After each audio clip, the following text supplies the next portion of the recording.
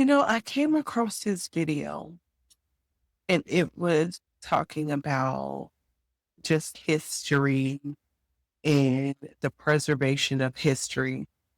And it hit me that there is a urgency that I don't think that we have placed on ourselves about preserving our legacy, preserving our culture, preserving our own narrative, our POV. For those of you who do not know me, I am Samela and I am an entrepreneur. I'm an educator. I am a trust firm baby at its finest. And if you are just tuning into this channel, you're going to be able to hear me talk about things around entrepreneurship, around spirituality, and around AI. And those three things combined is what I like to say unlock kingdom intelligence. And so that's just some of the things that you'll hear me talk about. But today, I specifically want to talk about preserving your own story from the lens of narrative control, from the lens of empowering generations to come and memorializing the things that actually matter. And so there are two profound observations that I've recently come across that are blended together, I would say. The first is there is a real historic attempt on suppressing, distorting, and even minimizing Black history, Black voices, Black story for multiple reasons, which we'll get into. And then there's also unprecedented un- that allows for Black people to preserve and distribute our own stories without having the traditional gatekeepers.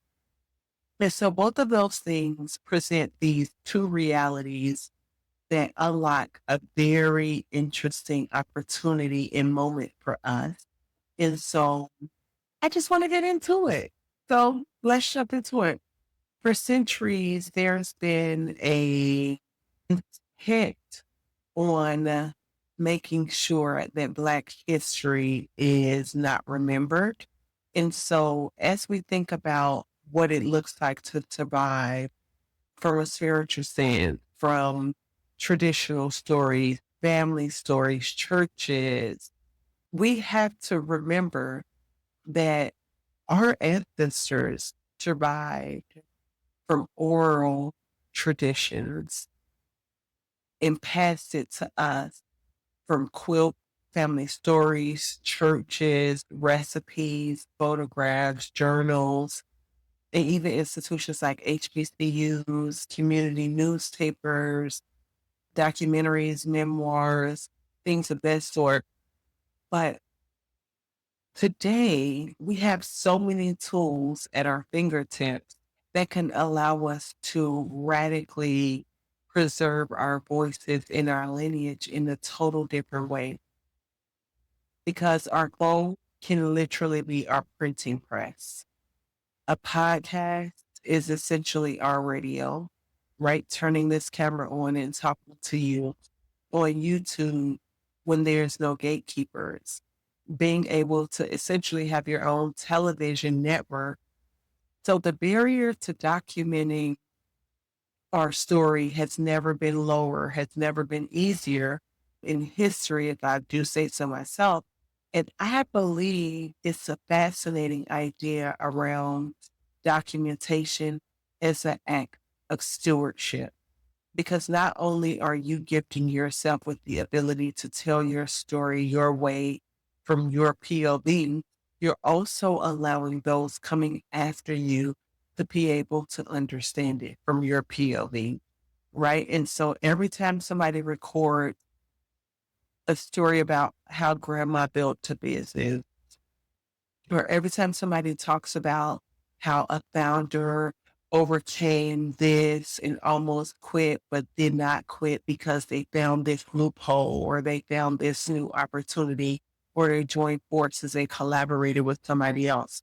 Every time you think about failures that we had in the community and overcoming it, every time somebody captures a tradition that was in our neighborhood for years and centuries, and it can be handed down to our children and our children's children, we are literally creating evidence because future generations do not just inherit money, they need to inherit memory. I'm going to say that again because that's real rich. Future generations should not just inherit money, they should also inherit memory because it's another layer that unlocks a remembering, right? And if we don't tell our stories, someone oftentimes will tell it for us, and we know. We know how that goes. Sometimes it's unintentional, sometimes it's incomplete, sometimes it's reeking with stereotypes, sometimes it's statistics. And statistics can tell that Black women are starting majority businesses at high rates, but only your story, my story, our story tell us why. Statistics can show and tell that there's a wealth gap and that it exists, but only our stories can explain what it felt like to build despite those wealth gaps. Statistics can give you data and information, but your narrative gives the humility to the process, right? And oftentimes transformation is not always documented because it's hard to think about. But what if we didn't wait until someone made it on the other side to hear their journey? What if we respected it enough and put the clues together to where we can preserve it now? And building something like this is really a gift. And I built the future of Black history because I realized how rich our culture is. And I specifically realized how much I did not know about Black history. And I know if you're anything like me, it's almost a little embarrassing, right? That you don't know your own culture. But one thing that we do know is that with the social media wave, the digital influx, the AI tools, we are telling our story louder and prouder. But now those stories can be documented with your personality in mind, with your unique POV in mind.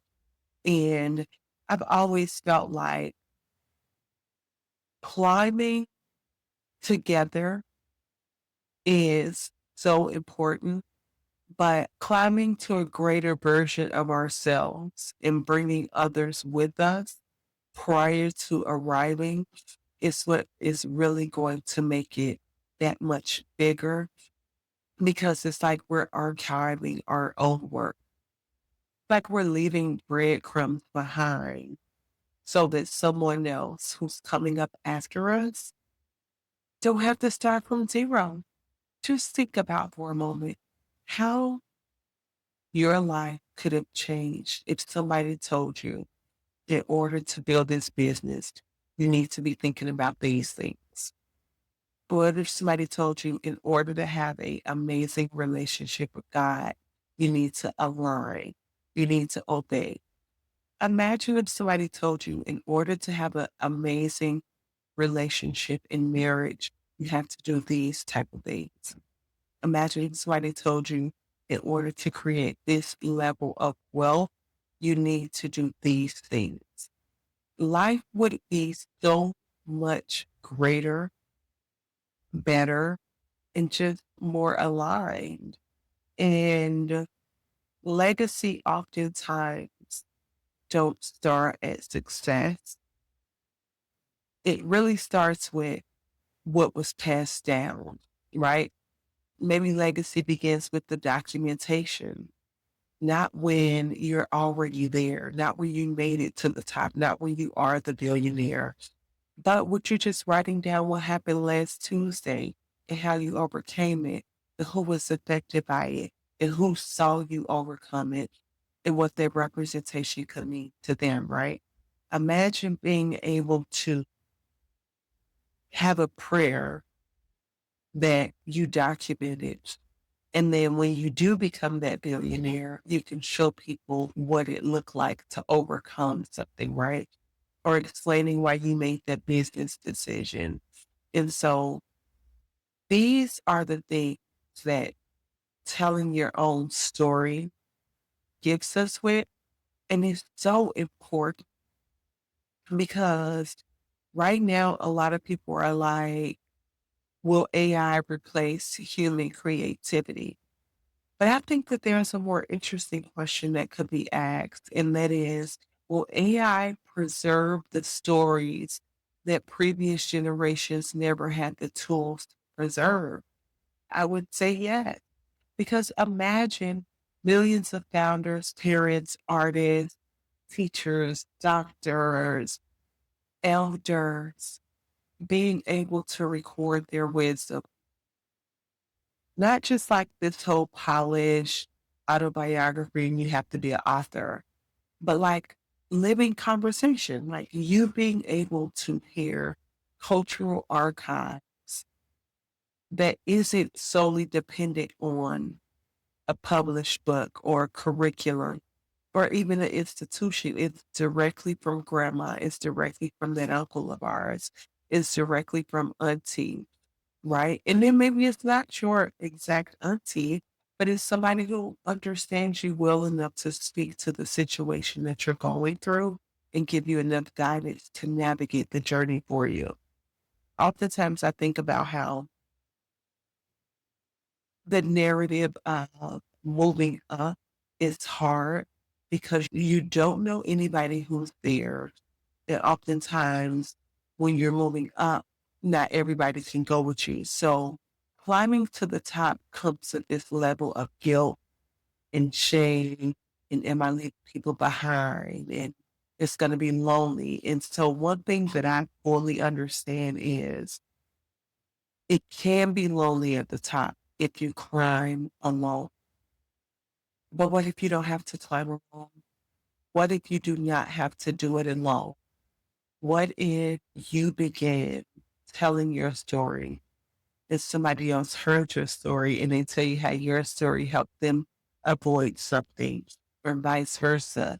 That is what collective data is. That is what collective winning is. That's what preservation looks like. That is the power of why we must tell our story.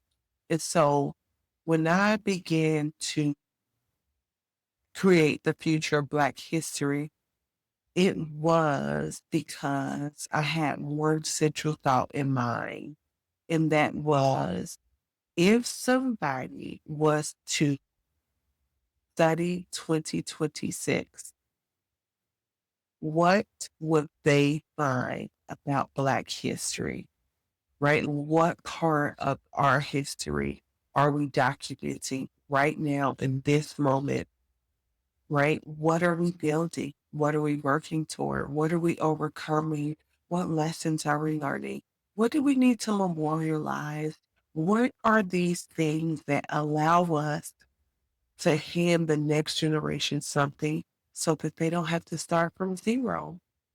I am a strong believer that you don't know what you don't know. But the only way that you will know what you don't know is by talking to more people who are on the same path as you, who are navigating your journey. And so the future of Black history is essentially an archive that allows the community to empower generations that are coming up after us so that we can shape our history through imagination, resilience, innovation, faith, community, and action. And so, because so many things are at the cusp of transition, if we do not leverage AI, if we do not leverage memorializing what's happening and how we shifted as a people, we will miss out on preparing our great grandkids for a shift like this because we know that there's always been a shift from industrial age, from information age to now the digital technological age. And so it is extremely important for us to document this. And our goal is very simple to create a living collection of voices, documenting the future we desire, the future we need, and the future we're committed to building because we set them up for success and they did not have to start from zero. And it's so interesting because all of this literally came after a night out. I decided to go out by myself. My friends didn't feel like going out, but I just wanted to go out. And I'm here in Brooklyn. And when I tell you that I've never seen so many beautiful people in the same exact place, but they're all beautiful in different ways, shapes, sizes, colors, skin tones, outfit, expression. And so I was just admiring um the Black people that I was around. There were other non-Black people, but it was a majority Black event.